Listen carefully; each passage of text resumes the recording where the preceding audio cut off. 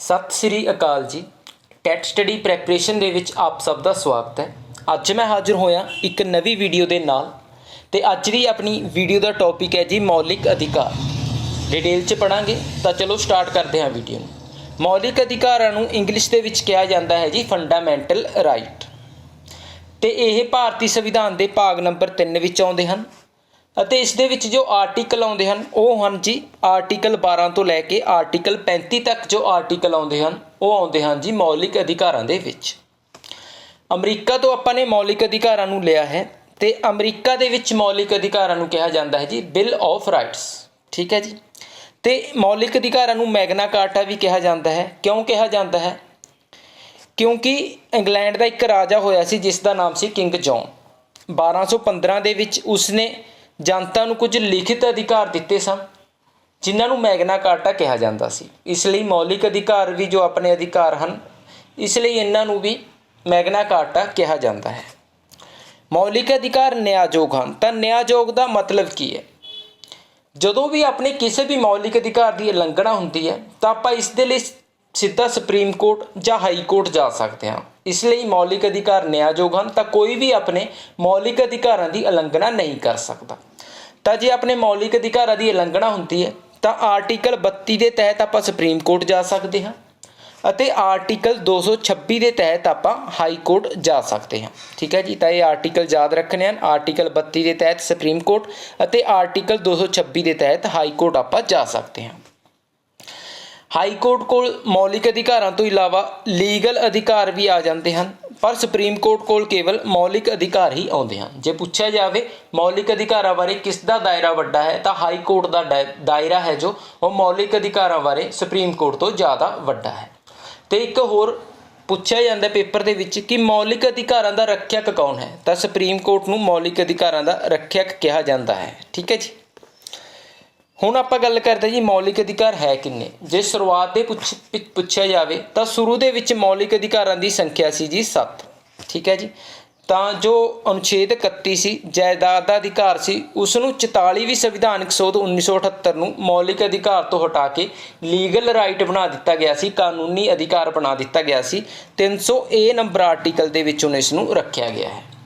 क्यों हटाया गया? क्योंकि जे सरकार ने सड़क ते कोई सड़क बनानी है तो जमीन देनी है तो वो प्रॉपर्टी का अधिकार सी तो कोई भी व्यक्ति नहीं दिंदा सी, इसलिए इसनूं हटा दिता गया क्योंकि हुण सरकार कोई भी जमीन अक्वायर कर सकती है जो उसनूं लोड़ है। ठीक है जी। तो उस तो बाद हुण आपां गल करते हैं 6 जिहड़े मौलिक अधिकार हुण रह गए हैं उन्हां दी। तो पहला है जी समानता का अधिकार। इस दे विच 14 तो लैके 18 तक आर्टिकल आउंदे हन। दूसरा है जी सुतंत्रता का अधिकार। इस दे विच 19 तो 22 तक आर्टिकल आउंदे हन। तीसरा है जी शोषण के विरुद्ध अधिकार। इस दे विच आर्टिकल 23 और आर्टिकल 24 आउंदे हन। उस तो बाद है जी धार्मिक सुतंत्रता का अधिकार। इस दे विच आर्टिकल 25 तो लैके आर्टिकल 28 तक जो अनुच्छेद हैं वो आउंदे हन। फिर है जी अपना सभ्याचार और सिक्ख्या का अधिकार जिस दे विच आर्टिकल 29 और आर्टिकल 30 आउंदा है। उस तो बाद आर्टिकल 31 है जिसनूं हटा दिता गया, तुहानूं पहला ही दस दिता गया सी, अगे भी डिटेल दे विच पढ़ांगे। तो फिर है जी संविधानिक उपचारां का अधिकार जो अनुच्छेद 32 दे विच आउंदा है। ठीक है जी। तो हुण आपां इन्हां मौलिक अधिकारां नूं डिटेल दे विच पढ़दे हां। सब तो पहला आउंदा है जी अनुच्छेद 12 यानी कि आर्टिकल 12। इस दे विच की दिता गया है? इस दे विच राज की परिभाषा दी गई है कि राज शब्द का अर्थ की है। तो राज शब्द दे विच कोई भी संघ, राज, केंद्र सरकार, राज सरकार, विधान सभा, संसद, सरकारी और प्राइवेट अदारे या होर भी मानता प्राप्त अदारे हैं ये सारे राज की परिभाषा दे विच आउंदे हैं। ठीक है जी।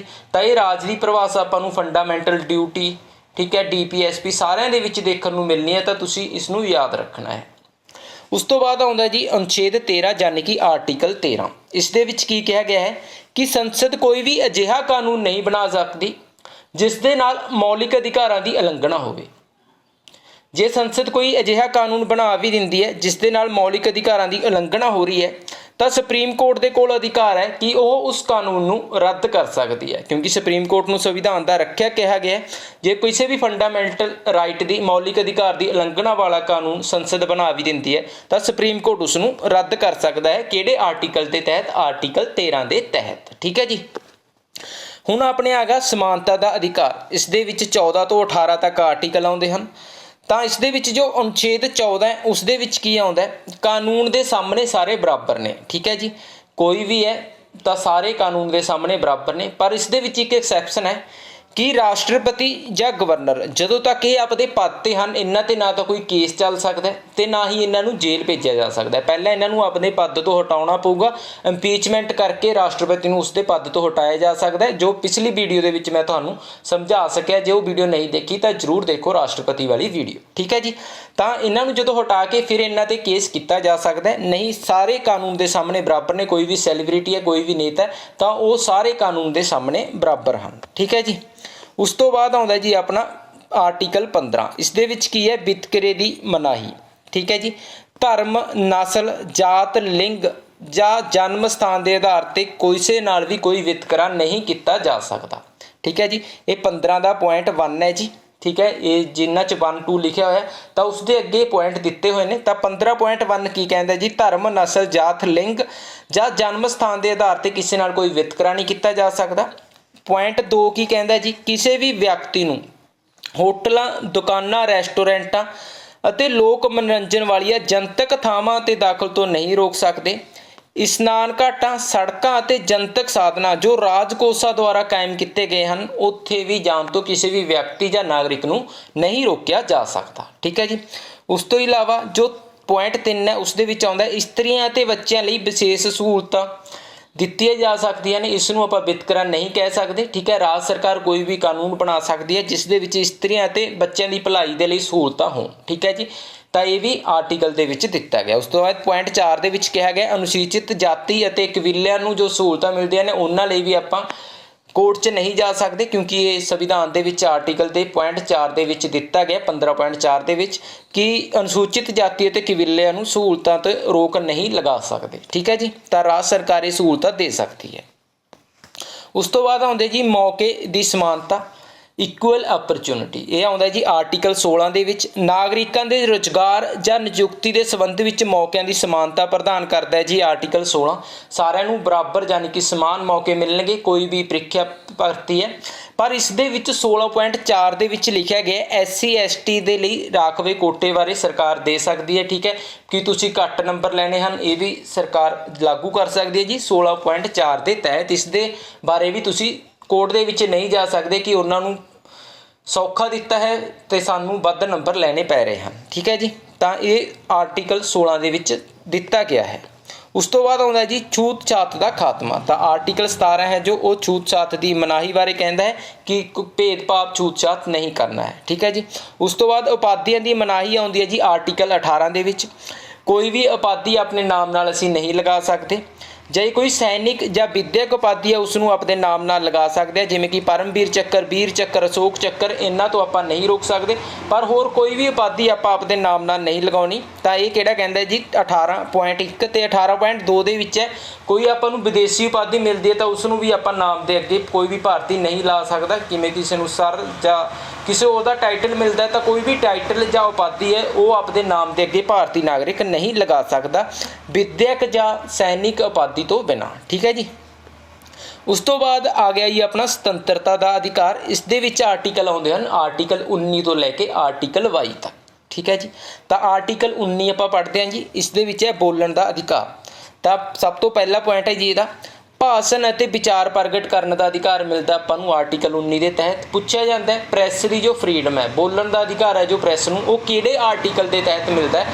ਤਾਂ ਉਹ ਆਰਟੀਕਲ 19 ਦੇ ਤਹਿਤ ਮਿਲਦਾ। ਠੀਕ ਹੈ ਜੀ, ਸਭ ਤੋਂ ਪਹਿਲਾਂ ਆਪਾਂ ਭਾਸ਼ਣ ਤੇ ਵਿਚਾਰ ਪ੍ਰਗਟ ਕਰ ਸਕਦੇ ਹਾਂ। ਦੂਸਰਾ ਸ਼ਾਂਤੀਪੂਰਨ ਸਭਾਵਾਂ ਬਣਾ ਸਕਦੇ ਹਾਂ, ਧਰਨਾ ਦੇ ਸਕਦੇ ਹਾਂ ਸ਼ਾਂਤੀਪੂਰਨ ਕਿਤੇ ਵੀ।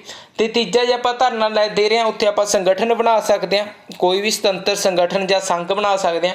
ਚੌਥਾ ਜੀ ਆਪਣਾ ਚਾਰੋਂ ਤਰਫ ਆਪਾਂ ਕਿਤੇ ਵੀ ਘੁੰਮ ਸਕਦੇ ਹਾਂ ਭਾਰਤ ਦੇ ਵਿੱਚ। ਪੰਜਵਾਂ ਜੀ ਆਪਾਂ ਜੇ ਘੁੰਮ ਰਹੇ ਹਾਂ, ਜੇ ਕਿਤੇ ਰਹਿਣ ਦਾ ਮਨ ਕਰਦਾ ਤਾਂ ਆਪਾਂ ਰਹਿ ਵੀ ਸਕਦੇ ਹਾਂ। ਤੇ ਛੇਵਾਂ ਜੀ ਆਪਣਾ ਜੇ ਆਪਾਂ ਰਹਿ ਗਏ ਤਾਂ ਉੱਥੇ ਕੰਮ ਧੰਦਾ ਵੀ ਕਰਨਾ ਪਊ ਤਾਂ ਪੇਸ਼ੇ, ਧੰਦੇ ਅਤੇ ਕਿੱਤੇ ਵਪਾਰ ਕਰਨ ਦੀ ਵੀ ਆਪਾਂ ਨੂੰ ਸੁਤੰਤਰਤਾ ਹੈ। ਭਾਰਤ ਦੇ ਵਿੱਚ ਆਪਾਂ ਕਿਤੇ ਵੀ ਪੇਸ਼ਾ, ਧੰਦਾ ਜਾਂ ਵਪਾਰ ਆਪਾਂ ਕਰ ਸਕਦੇ ਹਾਂ। ਠੀਕ ਹੈ ਜੀ, ਤਾਂ ਇਹ ਆ ਗਿਆ ਆਰਟੀਕਲ 19।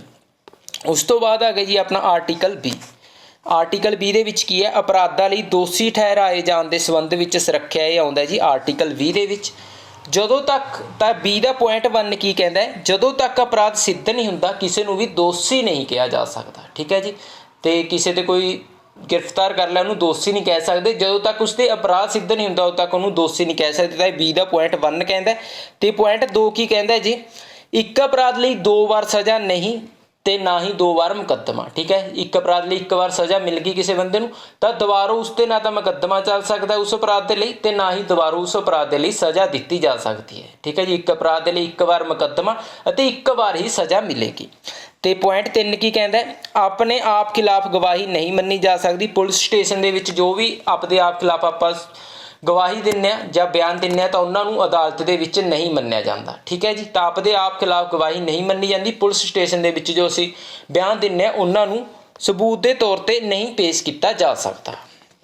ਉਸ ਤੋਂ ਬਾਅਦ ਆਉਂਦਾ ਜੀ ਆਰਟੀਕਲ 21। ਆਰਟੀਕਲ 21 ਦੇ ਵਿੱਚ ਕੀ ਆਉਂਦਾ, ਜੀਵਨ ਅਤੇ ਨਿੱਜੀ ਸੁਤੰਤਰਤਾ ਦਾ ਅਧਿਕਾਰ। ਠੀਕ ਹੈ, ਪੁਲਿਸ ਆਪਣੇ ਜੇ ਹੈਲਮਟ ਨਹੀਂ ਪਾਇਆ ਹੋਇਆ ਹੁੰਦਾ ਤਾਂ ਆਪਣਾ ਚਲਾਨ ਕੱਟਦੀ ਹੈ ਤੇ ਪੋਲੂਸ਼ਨ ਦਾ ਚਲਾਨ ਕੱਟਦੀ ਹੈ। ਇਹ ਆਰਟੀਕਲ 21 ਦੇ ਤਹਿਤ ਹੀ ਉਹ ਆਪਣਾ ਚਲਾਨ ਕੱਟਦੇ ਹਨ। ਠੀਕ ਹੈ ਜੀ, ਤਾਂ ਇਸ ਦੇ ਵਿੱਚ ਆਉਂਦਾ ਜੀ ਸਨਮਾਨ ਨਾਲ ਜਿਉਣ ਦਾ ਅਧਿਕਾਰ, ਰੋਜੀ ਰੋਟੀ ਕਮਾਉਣ ਦਾ ਅਧਿਕਾਰ, ਗੁਪਤਤਾ ਦਾ ਅਧਿਕਾਰ, ਜਲਦੀ ਮੁਕੱਦਮਾ ਸੁਣਵਾਈ ਦਾ ਅਧਿਕਾਰ, ਹੱਥਕੜੀ ਦੇ ਵਿਰੁੱਧ ਅਧਿਕਾਰ, ਸ਼ਰਨ ਪ੍ਰਾਪਤੀ ਦਾ ਅਧਿਕਾਰ।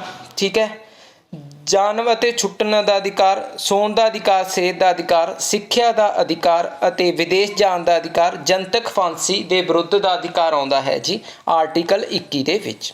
ਇਸ ਤੋਂ ਇਲਾਵਾ ਆਰਟੀਕਲ 21O ਨੂੰ ਐਡ ਕੀਤਾ ਗਿਆ ਸੀ ਜਿਸ ਦੇ ਵਿੱਚ ਸਿੱਖਿਆ ਦਾ ਅਧਿਕਾਰ ਹੈ। ਇਸ ਅਧਿਕਾਰ ਦੇ ਤਹਿਤ 6 ਤੋਂ 14 ਸਾਲ ਦੀ ਉਮਰ ਦੇ ਸਾਰੇ ਬੱਚਿਆਂ ਲਈ ਮੁਫਤ ਅਤੇ ਲਾਜ਼ਮੀ ਸਿੱਖਿਆ ਦਾ ਅਧਿਕਾਰ, ਜਿਸ ਨੂੰ 86ਵੀਂ ਸੰਵਿਧਾਨਿਕ ਸੋਧ 2002 ਦੇ ਤਹਿਤ ਐਡ ਕੀਤਾ ਗਿਆ ਹੈ ਜੀ ਮੌਲਿਕ ਅਧਿਕਾਰਾਂ ਦੇ ਵਿੱਚ। ਠੀਕ ਹੈ ਜੀ, ਤੇ ਇਸ ਨੂੰ ਲਾਗੂ ਕਦੋਂ ਕੀਤਾ ਗਿਆ ਸੀ, 2010 ਦੇ ਵਿੱਚ ਲਾਗੂ ਕੀਤਾ ਗਿਆ ਸੀ। ਤੇ ਇਸ ਤੋਂ ਇਲਾਵਾ ਇਸ ਨੂੰ ਬੁਨਿਆਦੀ ਡਿਊਟੀ ਯਾਨੀ ਕਿ ਫੰਡਾਮੈਂਟਲ ਡਿਊਟੀ ਦੇ ਵਿੱਚ ਵੀ ਰੱਖਿਆ ਗਿਆ 51A ਦੇ ਤਹਿਤ। ਠੀਕ ਹੈ ਜੀ, ਉਸ ਤੋਂ ਬਾਅਦ ਆਉਂਦਾ ਜੀ ਆਪਣਾ ਹਿਰਾਸਤ ਦੇ ਵਿਰੁੱਧ ਅਧਿਕਾਰ। ਇਹ ਆਉਂਦਾ ਜੀ ਆਰਟੀਕਲ 22 ਦੇ ਵਿੱਚ। ਇਸ ਤਾਂ 22.1 ਕੀ ਕਹਿੰਦਾ, ਇਸ ਅਨੁਛੇਦ ਦੇ ਅੰਤਰ ਜਿਸ ਵਿਅਕਤੀ ਨੂੰ ਗ੍ਰਿਫਤਾਰ ਕੀਤਾ ਜਾਂਦਾ ਹੈ ਉਸ ਨੂੰ ਸੂਚਿਤ ਕੀਤਾ ਜਾਣਾ ਜ਼ਰੂਰੀ ਹੈ। ਗ੍ਰਿਫਤਾਰ ਕਰਨ ਦਾ ਕਾਰਨ ਜਾਂ ਆਧਾਰ ਦੱਸਿਆ ਜਾਵੇ, ਉਸ ਨੂੰ ਉਸ ਦੀ ਮਰਜ਼ੀ ਦੇ ਅਨੁਸਾਰ ਵਕੀਲ ਦੀ ਸਲਾਹ ਲੈਣ ਦਾ ਅਧਿਕਾਰ ਹੈ। ਤਾਂ ਪੁਆਇੰਟ ਦੇ 1 ਦੇ ਵਿੱਚ ਕੀ ਆਉਂਦਾ, ਗ੍ਰਿਫਤਾਰ ਕਿਉਂ ਕੀਤਾ ਇਹ ਵੀ ਦੱਸਣਾ ਜ਼ਰੂਰੀ ਹੈ। ਤੇ ਉਸ ਤੋਂ ਇਲਾਵਾ ਉਹ ਆਪਦੀ ਜੋ ਸਲਾਹ ਲਈ ਇੱਕ ਵਕੀਲ ਵੀ ਨਿਯੁਕਤ ਕਰ ਸਕਦਾ ਹੈ। ਤਾਂ ਇਹ ਆਉਂਦਾ ਜੀ ਆਰਟੀਕਲ 22.1 ਦੇ ਵਿੱਚ। ਤਾਂ 22.2 ਦੇ ਵਿੱਚ ਕੀ ਆਉਂਦਾ, 24 ਘੰਟਿਆਂ ਦੇ ਅੰਦਰ ਅੰਦਰ ਜਿਹੜੇ ਵਿਅਕਤੀ ਨੂੰ ਗ੍ਰਿਫਤਾਰ ਕੀਤਾ ਤਾਂ ਉਹਨੂੰ ਮੈਜਿਸਟ੍ਰੇਟ ਦੇ ਕੋਲ, ਜੋ ਨੇੜਲਾ ਮੈਜਿਸਟ੍ਰੇਟ ਹੈ ਉਸ ਦੇ ਕੋਲ ਪੇਸ਼ ਕਰਨਾ ਜ਼ਰੂਰੀ ਹੈ ਜੀ। ਠੀਕ ਹੈ ਜੀ, ਇਸ ਪੇਸ਼ ਕਰਨ ਦੇ ਵਿੱਚ ਜੋ ਉਸ ਨੂੰ ਗ੍ਰਿਫਤਾਰੀ ਕਰਨ ਦੇ ਲਈ ਸਮਾਂ ਲੱਗਿਆ ਤੇ ਜੋ ਪੁਲਿਸ ਸਟੇਸ਼ਨ ਤੋਂ ਮੈਜਿਸਟ੍ਰੇਟ ਦੇ ਤੱਕ ਜਾਣ ਦਾ ਰਾਸਤੇ ਦੇ ਵਿੱਚ ਸਮਾਂ ਲੱਗਿਆ ਉਸ ਨੂੰ ਕਾਊਂਟ ਨਹੀਂ ਕੀਤਾ ਜਾ ਸਕਦਾ, ਪਰ 24 ਘੰਟਿਆਂ ਦੇ ਵਿੱਚ ਉਸ ਨੂੰ ਮੈਜਿਸਟ੍ਰੇਟ ਦੇ ਪਾਸ ਪੇਸ਼ ਕਰਨਾ ਜ਼ਰੂਰੀ ਹੈ ਮੈਜਿਸਟ੍ਰੇਟ ਦੇ ਅੱਗੇ। ਠੀਕ ਹੈ ਜੀ, ਉਸ ਤੋਂ ਬਾਅਦ ਜੀ ਆਪਣਾ ਆਉਂਦਾ ਨਿਵਾਰਕ ਨਜ਼ਰਬੰਦ। ਤਾਂ ਨਿਵਾਰਕ ਨਜ਼ਰਬੰਦ ਦੇ ਤਹਿਤ 3 ਮਹੀਨਿਆਂ ਲਈ ਆਪਾਂ ਕਿਸੇ ਨੂੰ ਨਜ਼ਰਬੰਦ ਰੱਖ ਸਕਦੇ ਹਾਂ। ਠੀਕ ਹੈ ਜੀ, ਤੇ ਉਸ ਤੋਂ ਬਾਅਦ ਆਉਂਦਾ ਸ਼ੋਸ਼ਣ ਦੇ ਵਿਰੁੱਧ ਅਧਿਕਾਰ। ਇਹ ਆਉਂਦਾ ਆਰਟੀਕਲ 23 ਤੇ 24 ਦੇ ਅੰਡਰ ਆਉਂਦੇ ਹਨ। ਤਾਂ ਆਰਟੀਕਲ 23 ਦੇ ਵਿੱਚ ਕੀ ਆਉਂਦਾ, ਮਨੁੱਖਾਂ ਦੀ ਖਰੀਦ ਵੇਚ ਅਤੇ ਜਬਰੀ ਮਜ਼ਦੂਰੀ ਦੀ ਮਨਾਹੀ ਆਉਂਦੀ ਹੈ ਜੀ ਆਰਟੀਕਲ 23 ਦੇ ਤਹਿਤ। ਤੇ ਆਰਟੀਕਲ 24 ਦੇ ਤਹਿਤ ਬੱਚਿਆਂ ਨੂੰ ਕਾਰਜਾਂ ਤੇ ਲਾਉਣ ਤੋਂ ਮਨਾਹੀ ਹੈ। 14 ਸਾਲ ਤੋਂ ਘੱਟ ਬੱਚੇ ਨੇ ਉਹਨਾਂ ਨੂੰ ਕਾਰਖਾਨੇ ਜਾਂ ਜੋਖਿਮ ਭਰੇ ਕਾਰਜਾਂ ਦੇ ਉੱਪਰ ਨਹੀਂ ਲਗਾਇਆ ਜਾ ਸਕਦਾ। ਇਹ ਕਹਿੰਦਾ ਜੀ ਆਪਣਾ ਆਰਟੀਕਲ 24। ਇਸ ਤੋਂ ਇਲਾਵਾ 2006 ਦੇ ਵਿੱਚ ਇੱਕ ਐਕਟ ਪਾਸ ਕੀਤਾ ਗਿਆ ਸੀ ਜਿਸ ਦੇ ਤਹਿਤ ਖਾਣ ਪੀਣ ਦੇ ਢਾਬਿਆਂ ਤੇ ਵੀ 6 ਤੋਂ 14 ਸਾਲ ਦੇ ਜੋ ਬੱਚੇ ਨੇ ਉਹਨਾਂ ਤੋਂ ਕੰਮ ਨਹੀਂ ਲਿਆ ਜਾ ਸਕਦਾ। ਤੇ ਆਰਟੀਕਲ 25 ਤੋਂ 28 ਆਉਂਦੇ ਨੇ ਜੀ ਧਾਰਮਿਕ ਸੁਤੰਤਰਤਾ ਦੇ ਅਧਿਕਾਰ ਦੇ ਵਿੱਚ। ਤਾਂ ਧਾਰਮਿਕ ਸੁਤੰਤਰਤਾ ਦਾ ਜੋ ਅਧਿਕਾਰ ਹੈ ਉਸ ਦੇ ਵਿੱਚ ਆਰਟੀਕਲ ਆਉਂਦੇ ਹਨ ਆਰਟੀਕਲ 25 ਤੋਂ ਲੈ ਕੇ ਆਰਟੀਕਲ 28 ਤੱਕ। ਤਾਂ ਸਭ ਤੋਂ ਪਹਿਲਾਂ ਆਉਂਦਾ ਜੀ ਅਨੁਛੇਦ 25। ਇਸ ਦੇ ਵਿੱਚ ਕੀ ਹੈ ਕਿ ਭਾਰਤ ਦਾ ਜੋ ਨਾਗਰਿਕ ਹੈ ਉਸ ਨੂੰ ਕਿਸੇ ਵੀ ਧਰਮ ਨੂੰ ਮੰਨਣ ਦੀ ਸੁਤੰਤਰਤਾ ਹੈ। ਉਹ ਕਿਸੇ ਵੀ ਧਰਮ ਨੂੰ ਮੰਨ ਸਕਦਾ ਹੈ, ਹਿੰਦੂ, ਮੁਸਲਿਮ, ਸਿੱਖ, ਈਸਾਈ, ਕਿਸੇ ਵੀ ਧਰਮ ਨੂੰ ਆਪਦੇ ਜੋ ਸੁਤੰਤਰਤਾ ਹੈ ਉਸ ਦੇ ਮੁਤਾਬਕ ਮੰਨ ਸਕਦਾ ਹੈ। ਤੇ ਆਰਟੀਕਲ 26 ਦੇ ਵਿੱਚ ਆਉਂਦਾ ਧਾਰਮਿਕ ਮਾਮਲਿਆਂ ਦੇ ਪ੍ਰਬੰਧਨ ਦੀ ਸੁਤੰਤਰਤਾ। ਕੋਈ ਵੀ ਆਪਣੇ ਧਰਮ ਨੂੰ ਮੰਨ ਰਿਹਾ ਉਸ ਦੇ ਲਈ ਕੋਈ ਪ੍ਰਬੰਧਨ ਕਰ ਸਕਦਾ। ਜਿਵੇਂ ਸਿੱਖ ਧਰਮ ਦੇ ਵਿੱਚ SGPC ਬਣੀ ਹੈ ਤਾਂ ਕੋਈ ਵੀ ਸੰਗਠਨ ਬਣਾ ਸਕਦਾ ਆਪਣੇ ਧਰਮ ਨੂੰ ਚਲਾਉਣ ਦੇ ਲਈ, ਠੀਕ ਹੈ ਜੀ। ਇਸ ਦੇ ਲਈ ਉਹ ਸੁਤੰਤਰਤਾ ਹੈ ਆਰਟੀਕਲ 26 ਦੇ ਤਹਿਤ। ਉਸ ਤੋਂ ਬਾਅਦ ਆਉਂਦਾ ਆਰਟੀਕਲ 27, ਤਾਂ ਧਰਮ ਪ੍ਰਬੰਧਨ ਦੇ ਲਈ ਜੋ ਸੰਸਥਾ ਬਣਾਈ ਗਿਆ ਉਸ 'ਤੇ ਕਿਸੇ ਪ੍ਰਕਾਰ ਦਾ ਕੋਈ ਟੈਕਸ ਨਹੀਂ ਲੱਗੂਗਾ। ਤਾਂ ਧਰਮ ਦੇ ਜੋ ਨਾਮ 'ਤੇ ਪੈਸਾ ਆਉਂਦਾ ਉਸ 'ਤੇ ਕੋਈ ਟੈਕਸ ਨਹੀਂ ਹੈ। ਇਹ ਕਿਹੜਾ ਆਰਟੀਕਲ ਦੱਸਦਾ ਹੈ ਜੀ? ਤਾਂ ਇਹ ਆਰਟੀਕਲ ਦੱਸਦਾ ਹੈ ਜੀ 27। ਉਸ ਤੋਂ ਬਾਅਦ ਆਉਂਦਾ ਜੀ ਆਰਟੀਕਲ 28, ਠੀਕ ਹੈ। ਜੋ ਵੀ ਸਰਕਾਰੀ ਸਹਾਇਤਾ ਪ੍ਰਾਪਤ ਅਦਾਰੇ ਹਨ ਉਹਨਾਂ ਦੇ ਵਿੱਚ ਕਿਸੇ ਵੀ ਧਰਮ ਦੀ ਸਿੱਖਿਆ ਨਹੀਂ ਦਿੱਤੀ ਜਾ ਸਕਦੀ। ਇਹ ਆਰਟੀਕਲ 28 ਕਹਿੰਦਾ ਜੀ ਵੀ ਕੋਈ ਵੀ ਮਾਨਤਾ ਪ੍ਰਾਪਤ ਆਧਾਰ ਹੈ ਜਾਂ ਸਰਕਾਰੀ ਆਧਾਰ ਹੈ ਉਸ ਦੇ ਵਿੱਚ ਧਰਮ ਦੀ ਸਿੱਖਿਆ ਨਹੀਂ ਦਿੱਤੀ ਜਾ ਸਕਦੀ। ਉਸ ਤੋਂ ਬਾਅਦ ਆਉਂਦਾ ਜੀ ਸੱਭਿਆਚਾਰ ਅਤੇ ਸਿੱਖਿਆ ਦਾ ਅਧਿਕਾਰ। ਇਸ ਦੇ ਵਿੱਚ ਆਰਟੀਕਲ 29 ਤੋਂ ਆਰਟੀਕਲ 30 ਤੱਕ ਆਰਟੀਕਲ ਆਉਂਦੇ ਹਨ। ਤਾਂ ਅਨੁਛੇਦ 29 ਦਾ ਪੁਆਇੰਟ 1 ਕੀ ਕਹਿੰਦਾ? ਭਾਸ਼ਾ, ਲਿਪੀ ਅਤੇ ਸੱਭਿਆਚਾਰ ਦਾ ਅਧਿਕਾਰ ਬਣਾਏ ਰੱਖਣਾ, ਠੀਕ ਹੈ ਜੀ। ਜੋ ਵੀ ਆਪਣੀ ਲਿਪੀ ਹੈ ਜਾਂ ਸੱਭਿਆਚਾਰ ਹੈ ਉਸ ਨੂੰ ਬਚਾਉਣ ਦੇ ਲਈ ਆਪਾਂ ਕੰਮ ਕਰ ਸਕਦੇ ਹਾਂ। ਕੋਈ ਵੀ ਆਪਾਂ ਨੂੰ ਆਪਣੀ ਲਿਪੀ ਤੋਂ ਬੋਲਣ ਤੋਂ ਨਹੀਂ ਹਟਾ ਸਕਦਾ। ਜਿਵੇਂ ਕੋਈ ਕਹੇ ਵੀ ਤੁਸੀਂ ਹਿੰਦੀ 'ਚ ਬੋਲਣਾ ਜਾਂ ਇੰਗਲਿਸ਼ 'ਚ ਬੋਲਣਾ, ਆਪਣੀ ਲਿਪੀ ਪੰਜਾਬੀ ਹੈ, ਗੁਰਮੁਖੀ ਹੈ, ਤਾਂ ਉਸ ਤੋਂ ਆਪਾਂ ਨੂੰ ਨਹੀਂ ਹਟਾਇਆ ਜਾ ਸਕਦਾ। ਆਪਣੇ ਸੱਭਿਆਚਾਰ ਦੇ ਪਾਲਣ ਤੋਂ ਕੋਈ ਵੀ ਆਪਾਂ ਨੂੰ ਨਹੀਂ ਹਟਾ ਸਕਦਾ। ਇਹ ਕਹਿੰਦਾ ਜੀ 29.1। ਤੇ 29.2 ਕੀ ਹੈ? ਸਰਕਾਰੀ ਸੰਸਥਾਵਾਂ ਵਿੱਚੋਂ ਸੱਭਿਆਚਾਰ ਕਰਕੇ ਬਾਹਰ ਨਹੀਂ ਰੱਖਿਆ ਜਾ ਸਕਦਾ, ਠੀਕ ਹੈ। ਆਪਣੇ ਸੱਭਿਆਚਾਰ ਕਰਕੇ ਆਪਾਂ ਨੂੰ ਕਿਸੇ ਵੀ ਸਰਕਾਰੀ ਸੰਸਥਾ ਦੇ ਵਿੱਚ ਜਾਣ ਤੋਂ ਨਹੀਂ ਰੋਕਿਆ ਜਾ ਸਕਦਾ। ਆਪਾਂ ਆਪਣੇ ਸੱਭਿਆਚਾਰ ਦਾ ਪਾਲਣ ਕਰ ਸਕਦੇ ਹਾਂ। ਇਹ ਕਹਿੰਦਾ ਜੀ 29.2, ਠੀਕ ਹੈ ਜੀ। ਉਸ ਤੋਂ ਬਾਅਦ ਆਉਂਦਾ ਜੀ ਅਨੁਛੇਦ 30 ਯਾਨੀ ਕਿ ਆਰਟੀਕਲ 30। ਵਿਦਿਅਕ ਸੰਸਥਾਵਾਂ ਨੂੰ ਸਥਾਪਿਤ ਅਤੇ ਪ੍ਰਕਾਸ਼ਿਤ ਕਰਨ ਦਾ ਅਧਿਕਾਰ ਹੈ। ਆਪਾਂ ਮਾਈਨੋਰਟੀ ਦੇ ਵਿੱਚ ਆਉਣੇ ਤਾਂ ਆਪਾਂ ਆਪਣੇ ਧਰਮ ਦੇ ਨਾਲ ਸੰਬੰਧਿਤ, ਆਪਣੇ ਸੱਭਿਆਚਾਰ ਨਾਲ ਸੰਬੰਧਿਤ, ਠੀਕ ਹੈ, ਸੱਭਿਆਚਾਰ ਨੂੰ ਬਚਾਉਣ ਦੇ ਲਈ ਜੋ ਸੰਸਥਾਵਾਂ ਖੋਲ੍ਹ ਸਕਦੇ ਹਾਂ, ਇਸ ਦੇ ਲਈ ਆਪਾਂ ਨੂੰ ਅਧਿਕਾਰ ਦਿੰਦਾ ਹੈ ਜੀ ਅਨੁਛੇਦ 30। ਉਸ ਤੋਂ ਬਾਅਦ ਆਉਂਦਾ ਜੀ ਅਨੁਛੇਦ 31, ਜਿਸ ਦੇ ਵਿੱਚ ਆਉਂਦਾ ਜੀ ਜਾਇਦਾਦ ਦਾ ਅਧਿਕਾਰ। ਇਸ ਨੂੰ ਹੁਣ ਮੌਲਿਕ ਅਧਿਕਾਰਾਂ ਦੀ ਸੂਚੀ ਵਿੱਚੋਂ ਬਾਹਰ ਕਰ ਦਿੱਤਾ ਗਿਆ ਤੇ ਇਸ ਨੂੰ ਹੁਣ ਕਾਨੂੰਨੀ ਅਧਿਕਾਰ ਯਾਨੀ ਕਿ ਲੀਗਲ ਅਧਿਕਾਰ ਬਣਾ ਦਿੱਤਾ ਗਿਆ ਹੈ, ਠੀਕ ਹੈ ਜੀ। ਤੇ ਇਸ ਨੂੰ 300A ਆਰਟੀਕਲ ਦੇ ਵਿੱਚ ਰੱਖਿਆ ਗਿਆ ਤੇ ਇਸ ਨੂੰ 44ਵੀਂ ਸੋਧ 1978 ਦੇ ਤਹਿਤ ਕਾਨੂੰਨੀ ਅਧਿਕਾਰ ਯਾਨੀ ਕਿ ਲੀਗਲ ਅਧਿਕਾਰ ਬਣਾਇਆ ਗਿਆ ਸੀ। ਉਸ ਤੋਂ ਬਾਅਦ ਆਉਂਦਾ ਜੀ ਸੰਵਿਧਾਨਿਕ ਉਪਚਾਰਾਂ ਦਾ ਅਧਿਕਾਰ। ਇਹ ਆਉਂਦਾ ਜੀ ਆਰਟੀਕਲ 32 ਦੇ ਵਿੱਚ। ਤੇ ਸੰਵਿਧਾਨਿਕ ਉਪਚਾਰਾਂ ਦਾ ਜੋ ਅਧਿਕਾਰ ਹੈ ਯਾਨੀ ਕਿ ਆਰਟੀਕਲ 32 ਹੈ, ਇਸ ਨੂੰ ਸੰਵਿਧਾਨ ਦਾ ਦਿਲ ਅਤੇ ਆਤਮਾ ਕਿਹਾ ਗਿਆ ਹੈ। ਕਿਸਨੇ ਕਿਹਾ ਹੈ ਜੀ? ਡਾਕਟਰ BR ਅੰਬੇਦਕਰ ਨੇ ਇਸ ਨੂੰ ਸੰਵਿਧਾਨ ਦਾ ਦਿਲ ਅਤੇ ਆਤਮਾ ਕਿਹਾ ਹੈ। ਕਿਸੇ ਵੀ ਮੌਲਿਕ ਅਧਿਕਾਰ ਦੀ ਉਲੰਘਣਾ ਹੋਣ ਤੇ ਆਪਾਂ ਆਰਟੀਕਲ 32 ਦੇ ਤਹਿਤ ਹੀ ਸੁਪਰੀਮ ਕੋਰਟ ਜਾ ਸਕਦੇ ਹਾਂ ਅਤੇ ਇਸ ਅਧਿਕਾਰ ਦੇ ਵਿੱਚ 5 ਪ੍ਰਕਾਰ ਦੀ ਰਿਟ ਜਾਰੀ ਹੁੰਦੀਆਂ ਹਨ, ਜਿਸ ਨੂੰ ਆਪਾਂ ਅੱਗੇ ਆਉਣ ਵਾਲੀ ਵੀਡੀਓ ਦੇ ਵਿੱਚ ਪੜਾਂਗੇ। ਉਸ ਤੋਂ ਬਾਅਦ ਆਉਂਦਾ ਹੈ ਜੀ ਅਨੁਛੇਦ 33।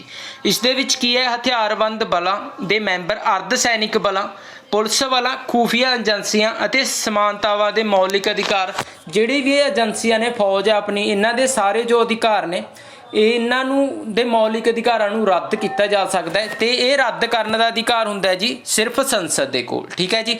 ਤੇ ਇਹਨਾਂ ਦੇ ਖਿਲਾਫ ਕਿਸੇ ਵੀ ਕੋਰਟ ਦੇ ਵਿੱਚ ਕੋਈ ਵੀ ਚੁਣੌਤੀ ਨਹੀਂ ਦਿੱਤੀ ਜਾ ਸਕਦੀ, ਕਿਸੇ ਵੀ ਅਦਾਲਤ ਦੇ ਵਿੱਚ ਚੁਣੌਤੀ ਨਹੀਂ ਦੇ ਦਿੱਤੀ ਜਾ ਸਕਦੀ ਕਿ ਇਹਨਾਂ ਦੇ ਮੌਲਿਕ ਅਧਿਕਾਰਾਂ ਨੂੰ ਰੱਦ ਕਿਉਂ ਕੀਤਾ ਗਿਆ ਹੈ। ਇਹ ਕਿਹਾ ਗਿਆ ਹੈ ਜੀ ਆਰਟੀਕਲ 33 ਦੇ ਵਿੱਚ। ਉਸ ਤੋਂ ਬਾਅਦ ਆਉਂਦਾ ਜੀ ਆਰਟੀਕਲ 34। ਇਸ ਦੇ ਵਿੱਚ ਮਾਰਸ਼ਲ ਲਾਅ ਬਾਰੇ ਦਿੱਤਾ ਗਿਆ ਹੈ ਯਾਨੀ ਕਿ ਮਿਲਟਰੀ ਦੇ ਰਾਜ ਬਾਰੇ ਦਿੱਤਾ ਗਿਆ ਹੈ। ਉਸ ਤੋਂ ਬਾਅਦ ਆਉਂਦਾ ਜੀ ਅਨੁਛੇਦ 35 ਯਾਨੀ ਕਿ ਆਰਟੀਕਲ 35, ਠੀਕ ਹੈ। ਇਸ ਦੇ ਵਿੱਚ ਕੀ ਹੈ? ਕਾਨੂੰਨ ਬਣਾਉਣ, ਕੁਝ ਖਾਸ ਮੌਲਿਕ ਅਧਿਕਾਰਾਂ ਨੂੰ ਲਾਗੂ ਕਰਨ ਦੀ ਸ਼ਕਤੀ ਸਿਰਫ ਸੰਸਦ ਕੋਲ ਹੋਵੇਗੀ, ਨਾ ਕਿ ਰਾਜ ਵਿਧਾਨ ਸਭਾਵਾਂ ਦੇ ਕੋਲ, ਠੀਕ ਹੈ ਜੀ। ਤਾਂ ਇੱਥੇ ਆਪਣੇ ਆਰਟੀਕਲ 35 ਤੱਕ ਖਤਮ ਹੁੰਦੇ ਹਨ। ਤੇ ਜੇ ਵੀਡੀਓ ਵਧੀਆ ਲੱਗਿਆ ਤਾਂ ਲਾਈਕ ਤੇ ਸ਼ੇਅਰ ਕਰਨਾ ਨਾ ਭੁੱਲਿਓ। ਜੇ ਚੈਨਲ ਨੂੰ ਹਲੇ ਤੱਕ ਸਬਸਕ੍ਰਾਈਬ ਨਹੀਂ ਕੀਤਾ ਤਾਂ ਪਲੀਜ਼ ਸਬਸਕ੍ਰਾਈਬ ਮਾਈ ਚੈਨਲ। ਧੰਨਵਾਦ।